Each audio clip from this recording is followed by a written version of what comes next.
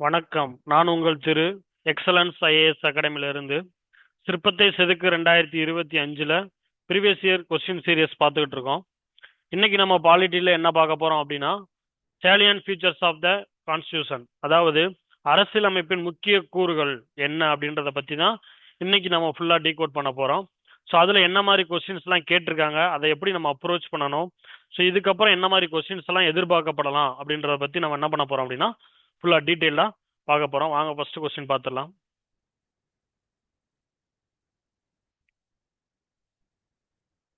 Okay, இந்திய கூட்டாட்சி முறையை கூட்டுறவு கூட்டாட்சி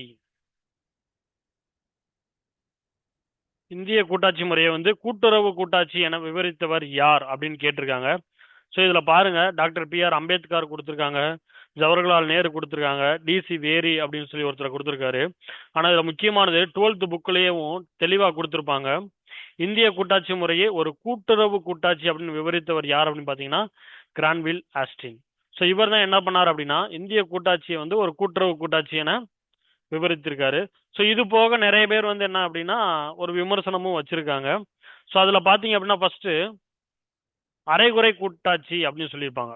இந்திய கூட்டாட்சி முறையை ஒரு அரைகுறை கூட்டாட்சி அப்படின்னு சொன்னது யார் அப்படின்னு பார்த்தீங்கன்னா கேசி வியர் அப்படின்னு சொல்லி ஒருத்தர் இருக்காரு. அவர் தான் அரைகுறை கூட்டாட்சி அப்படின்னு சொல்லியிருப்பாரு.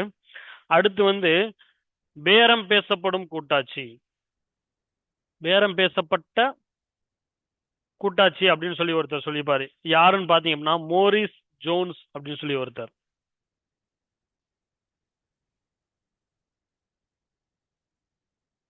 அதே மாதிரி இன்னொருத்தர் என்ன சொல்லியிருப்பாரு அப்படின்னா அதிகார குவிப்பு கூட்டாட்சி அப்படின்னு சொல்லியிருப்பாரு.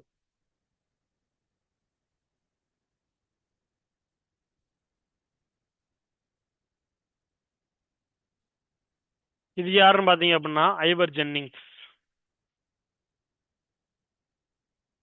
ஸோ இந்த 3 பேருமே என்னன்னா ஒரு விமர்சனமா சொல்லியிருக்காங்க. அரைகுறை கூட்டாட்சி அப்படின்னு சொல்லி கேசி வியர் அப்படின்னு சொல்லி ஒருத்தரும், பேரம் பேசப்பட்ட கூட்டாட்சி அப்படின்னு சொல்லி மோரிஸ் ஜோன்ஸ் ஒருத்தரும், அதிகார குவிப்பு கூட்டாட்சி அப்படின்னு சொல்லி ஐவர் ஜென்னிங்ஸ் அப்படின்னு ஒருத்தரும் என்ன பண்ணி சொல்லியிருக்காங்க. ஆனா கூட்டுறவு கூட்டாட்சி அப்படின்னு 12th புக்ல தெளிவா கொடுத்திருப்பாங்க, கிரான்வில் ஆஸ்டின் அப்படின்னு சொல்லி ஒருத்தர். ஓகே, நெக்ஸ்ட், உலகிலேயே எழுதப்பட்ட மற்றும் மிகவும் நீளமான அரசியலமைப்பு எது அப்படின்னு பாத்தீங்கன்னா இன்னைக்கு அமெரிக்காவா அப்படின்னு கேட்டீங்கன்னா இல்ல. ஏன்னா 7 ஆர்டிக்கல் மட்டும்தான் எழுதிப்பாங்க. இன்னைக்கு இந்தியா தான் உலகிலேயே எழுதப்பட்ட மற்றும் மிகவும் நீளமான ஒரு அரசியலமைப்பு. நம்ம ஸ்டார்டிங்ல பாத்தீங்கன்னா ஒரு 395 ஆர்டிகல் இருந்துச்சு. இன்னைக்கு ஒரு 460க்கு மேல என்ன பண்ணிக்கிட்டு இருக்கு அப்படின்னா ஆர்டிகல் போயிட்டு இருக்கு. ஸோ அதுதான் மிகவும் நீளமான அரசியலமைப்பா இருக்கிறதும் இந்தியா தான். இங்கிலாந்துல எழுதவே இல்லை. ஓகேவா, நெக்ஸ்ட் கொஸ்டின், மதச்சார்பற்ற என்பதன் உண்மையான பொருள் என்ன அப்படின்னு கேட்டிருக்காங்க. ஒரு மத அரசா அப்படின்னு கேட்டா இல்ல, இருமத அரசா அப்படின்னு கேட்டாலும் இல்ல. அப்ப மதச்சார்பற்ற அப்படின்றதுக்கு மீனிங் என்ன அப்படின்னு பாத்தீங்கன்னா அரச மதம் என்ற ஒன்று இல்ல, அரசுக்குன்னு ஒரு மதம் அப்படின்றது இல்ல. நம்ம இந்தியாவுக்குன்னு ஒரு மதம் இருக்கான்னு கேட்டீங்கன்னா இல்ல, எந்த ஒரு இதுவும் இல்ல. ஓகேவா, நெக்ஸ்ட், இந்திய கூட்டாட்சியின் சிறப்பம்சங்கள் என்னென்ன அப்படின்னு சொல்லி கேட்டிருக்காங்க. ஃபர்ஸ்ட் நல்லா பாருங்க, இங்க அதிகார பிரிவு அதிகார பகிர்வு அப்படின்னு 2 இருக்கு. இப்ப நீங்க இங்க பாத்தீங்க அப்படின்னா இது செப்பரேஷன் ஆஃப் பவர்ஸ், இது டிவிஷன் ஆஃப் பவர்ஸ். அப்ப இது 2ல எது கரெக்ட் அப்படின்னு பாத்தீங்கன்னா டிவிஷன் தான் கரெக்ட். அதிகாரத்தை பிரிச்சு தான் கொடுத்துருக்குமே தவிர பகிர்ந்து நீ அப்படின்றதெல்லாம் இல்லை. ஓகேவா, அப்ப டிவிஷன் ஆஃப் பவர்ஸ் அப்படிங்கிறது கம்பல்சரி வரும், கூட்டாட்சியோட சிறப்பம்சங்கள். அடுத்து பாத்தீங்கன்னா சுதந்திரமான நீதிமன்றம். அப்ப நம்மகிட்ட என்னென்ன சுதந்திரம் இருக்கு அப்படின்னு பாத்தீங்கன்னா சுதந்திரமான நீதிமன்றம் இருக்கு, சுதந்திரமான தேர்தல் அப்படின்றதும் இருக்கு. ஓகேவா, அடுத்து பிரதமரின் தலைமையான்னு கேட்டா இல்ல. யாரோட தலைமை பாத்தீங்கன்னா குடியரசுத் தலைவரின் தலைமை. கரெக்டா, அப்ப இது கிடையாது. இப்ப எழுதப்பட்ட அரசியலமைப்பா இப்பதான் பார்த்தோம், எழுதப்பட்ட ஒரு அரசியலமைப்பு. அப்ப என்னென்ன வரும்னு பாத்தீங்க அப்படின்னா 1, 3, 5 அப்படிங்கறதுதான் கரெக்டான ஒரு ஸ்டேட்மெண்ட், ஆப்ஷன் பி. நெக்ஸ்ட், அரசியலமைப்பின் மற்றொரு துணிச்சலான கூறு என்னவென்றால் இது மதச்சார்பற்ற அரசை நிறுவ முயல்கிறது. கீழ்காணும் கூற்றுகளில் மதச்சார்பற்ற அரசு பற்றிய கருத்துகளில் பொருத்தமற்றது. கொஸ்டினை ஃபுல்லா என்னைக்குமே ரீட் பண்ணுங்க. ஸோ லாஸ்ட்ல நம்மளுக்கு ஆப்படிச்சுட்டு போயிடுவாங்க. இப்போ பாத்தீங்கன்னா பொருத்தமற்றது தான் என்னன்றது கேட்டிருக்காங்க. ஒரு மதச்சார்பற்ற அரசுக்கு பொருத்தமற்றது என்னன்னு கேட்டிருக்காங்க. மத சமத்துவம் வழங்கப்பட்டுள்ளது, கரெக்ட். ஒரு மதச்சார்பற்ற அரசுக்கு மத சமத்துவம் வழங்கப்பட்டுள்ளது. சிறுபான்மையினரின் பண்பாட்டு பாரம்பரியம் பாதுகாக்கப்பட்டுள்ளது, ஆர்டிகல் 29 அதான் சொல்லுது. அப்ப இதுவும் கரெக்ட். தீண்டாமை ஒழிக்கப்பட்டது கரெக்ட், ஆர்டிகல் 7 சொல்லுது. அதன் சில கருத்துக்கள் நாட்டின் இறையாண்மைக்கு எதிரானதுன்னு கொடுத்துருக்காங்க. இந்த ஸ்டேட்மெண்ட் என்ன கொடுத்துருக்காங்க? இறையாண்மைக்கு எதிரானது நெகட்டிவா கொடுத்துருக்காங்க. அப்ப இந்த ஸ்டேட்மெண்ட் அப்படிங்கிறது என்னது? தப்பு. எது பொருத்தமற்று இருக்குன்னு பாத்தீங்கன்னா ஆப்ஷன் டி. ஆப்ஷன் டி தான் பொருத்தமற்று உள்ளது. நெக்ஸ்ட், சட்டத்தின் ஆட்சி என்னும் கருத்தாக்கத்தை சரியாக விளக்கும் கூற்றுகளை தேர்ந்தெடுக்கவும் அப்படின்னு ஒரு கொஸ்டின்.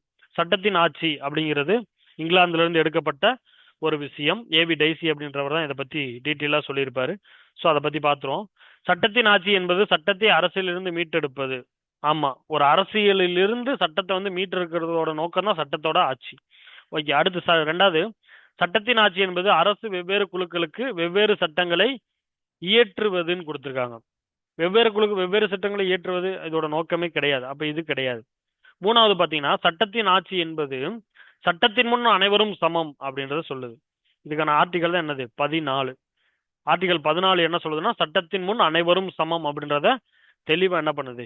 சொல்லுது. அடுத்து நாலாவது பாத்தீங்கன்னா, சட்டத்தின் ஆட்சி என்பது இறைவழி கோட்பாட்டை முன்வைத்து செயல்படுதோ. இறைவழின்ற ஒரு வார்த்தை இங்க வரக்கூடாது. இப்ப இந்த ஸ்டேட்மெண்ட் என்னவா இருக்கு? தவறா இருக்கு. அப்ப ஸ்டேட்மெண்ட் 1 and 3 வந்து கரெக்டான ஸ்டேட்மெண்ட். அப்ப option B 1 and 3 are correct. Next, இந்திய அரசியலமைப்பில் பொதிந்துள்ள சோசலிச கோட்பாடு, சமதர்ம கோட்பாடு என்னன்னு கேட்டிருக்காங்க. ஃபர்ஸ்ட், சமதர்மம் அப்படின்றது எப்ப நம்ம சேர்க்கப்பட்டது அப்படின்னு பாத்தீங்கன்னா 1976ல 42வது அமெண்ட்மெண்ட் மூலமா சேர்க்கப்பட்ட ஒரு விஷயம் தான் சமதர்மம். அதோட கோட்பாடெல்லாம் என்னன்னு கேட்டிருக்காங்க. அரசு நடவடிக்கைகளில் சோசியலிச கருத்துக்களின் தாக்கம். ஆமா, அரசு எல்லா நடவடிக்கையும் சமதர்மம் அப்படின்ற ஒரு விஷயம் இருக்கு. மக்களாட்சி சோசியலிச அரசு நிறுவுவதை நோக்கமாக கொண்டது. ஆமா, சமதர்மமா அரசு நிறுவனம் அப்படின்றத மக்களாட்சியோட நோக்கம். கரெக்ட். கிழக்கு ஐரோப்பிய கூட்டு சோசியலிச முறையை பின்பற்றுறது அப்படின்றது தவறு. முழுமையான மார்க்சிசத்தின் தாக்கம் அப்படிங்கிறதும் தவறு. இங்க ஸ்டேட்மெண்ட் என்ன கரெக்ட் அப்படின்னு பாத்தீங்கன்னா 1 and 2 ஆர் கரெக்ட். எது கரெக்ட்னு கேட்டிருக்காங்க. அப்போ 1 and 2 வந்து கரெக்ட். நெக்ஸ்ட், மதச்சார்பற்ற மக்களாட்சி பற்றிய பின்வரும் சொற்றொடர்களில் எது சரியானவை சரி அப்படின்றதுதான் கொஸ்டின். சரியானவை எதுன்னு கேட்டிருக்காங்க. வாங்க பார்த்துலாம். அரசு எந்த ஒரு மதத்தாலும் கட்டுப்படுத்தப்படாது. ஆமா, எந்த மதமும் அரசை வந்து கட்டுப்படுத்த முடியாது. ரெண்டாவது, ஒருவருடைய மதத்து நிமித்தம் அவர்கள் மீது அரசு பாகுபாடு காட்டும்னு கொடுத்துருக்காங்க பாருங்க. அவங்க மதத்தை பார்த்து எந்த அரசும் பாகுபாடு காட்டாது. அதாவது எந்த இதுக்கு அப்படின்னா மதச்சார்பற்ற மக்களாட்சிக்கு. அடுத்து, ஒருவர் எந்த மதத்தை பின்பற்ற விரும்புகிறாரோ அதை கடைபிடிக்க உரிமையும் அரசு அனைவருக்கும் உறுதி செய்கிறது. ஆர்டிகல் 25 தான் என்ன சொல்லுது, பேசுது. அப்போ 1 and 3 வந்து கரெக்ட். எது சரியானதுன்னு கேட்டிருக்காங்க. 1, 3 சரியானது. Option A. நெக்ஸ்ட், எந்த கருத்தியல் இந்தியாவின் ஒற்றுமையை பாதுகாக்கும் கேட்டிருக்காங்க. முதலாளித்துவம் ஒற்றுமையை பாதுகாக்குமா? இல்ல. வகுப்புவாதம் இல்ல. அடிப்படைவாதம் இல்ல. சமயச்சார்பின்மைன்ற ஒரு வார்த்தை தான் ஒற்றுமையை பாதுகாக்கும். நெக்ஸ்ட், சரியான கூற்றை தேர்வு செய்க. சமயச்சார்பின்மை என்பது இந்திய அரசியலமைப்பின் ஒரு அங்கமாகும். ஆமா, இதை கூட நம்ம 1976 42வது அமெண்ட்மெண்ட் மூலமா தான் சமயச்சார்பின்மைன்ற ஒரு விஷயத்தை நம்ம என்ன பண்ணோம், சேர்த்தோம். ஓகேவா? ஒரு சமயம் சார்ந்த குழு மற்றொரு குழுவின் மீது ஆதிக்கம் செலுத்துறது சமயச்சார்பின்மைக்கு மீனிங் கிடையாது. அப்ப இது தப்பு. எந்த சமயத்தையும் பின்பற்ற அரசு அனுமதியளித்தல். கரெக்ட். சமய விவகாரங்களில் அரசு நடுநிலைமை கொண்டிருத்தல், அதுவும் கரெக்ட். அப்ப 1, 3, 4 அப்படின்றது கரெக்டான ஸ்டேட்மெண்ட். ஓகே, நம்ம ஒரு 10 கொஸ்டின் இதுவரைக்கும் கேட்கப்பட்ட வினாக்கள் வந்து நம்ம டீட்டெயிலா பார்த்துட்டோம். ஸோ இது போக அரசியலமைப்பின் முக்கிய சிறப்பம்சங்கள் அப்படின்னு சொல்லி நிறைய விஷயங்கள் இருக்கு. இப்போ என்னன்னு பாத்தீங்க அப்படின்னா, நம்மது வந்து ஒரு கூட்டாட்சியான ஒரு அரசியலமைப்பு. அதே மாதிரி ஒற்றை குடியுரிமை கொண்டிருக்கும். ஒற்றை குடியுரிமை இந்தியாவில் ஃபாலோ பண்றது என்னதுன்னா ஒற்றை குடியுரிமை. அதே மாதிரி வயது வந்தோர் வாக்குரிமை.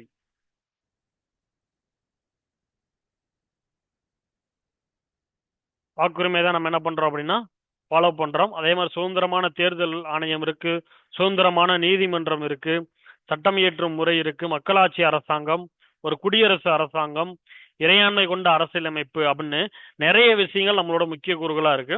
இதை பத்தினா ஃபுல்லா வீடியோ அடுத்த இதுல நம்ம என்ன பண்ணுவோம் அப்படின்னா கண்டிப்பா போடுவோம். ஓகேவா? ஸோ நெக்ஸ்ட் வீடியோவில் சந்திப்போம். தேங்க்யூ.